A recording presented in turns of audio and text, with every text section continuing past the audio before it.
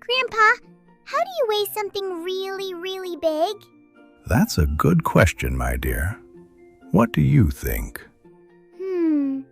Maybe a giant scale? That would work.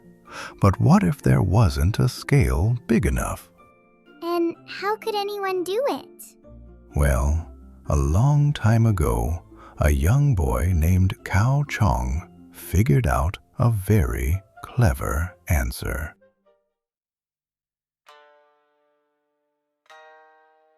Long ago, in ancient China, there lived a thoughtful boy named Cao Chong.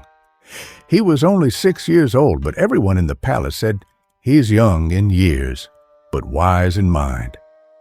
One day, a special gift arrived at the palace gates, a giant elephant sent from a distant kingdom in the south.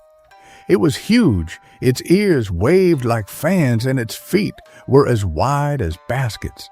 The people had never seen an animal so big. "It's amazing," someone said, "but how much does it weigh?"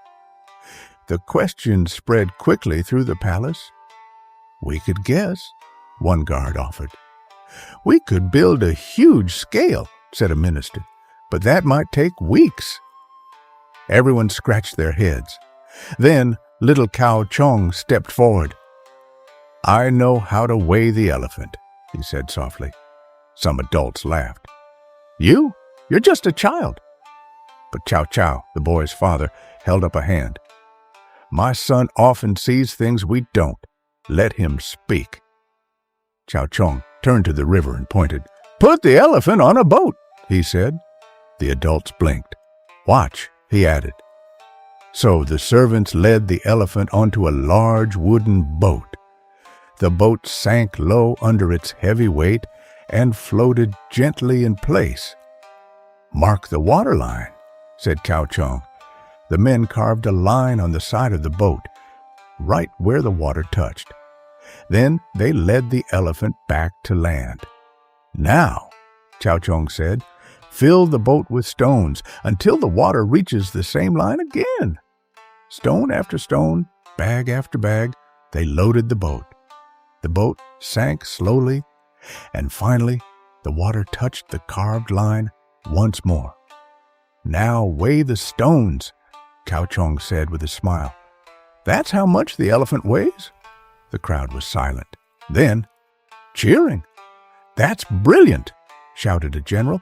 "So simple, so clever." Even the emperor's wisest advisors bowed in respect.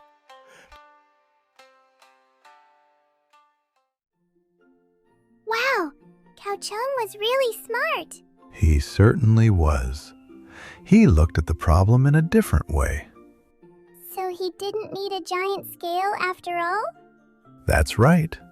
Sometimes the best solution comes from careful thinking, not bigger tools.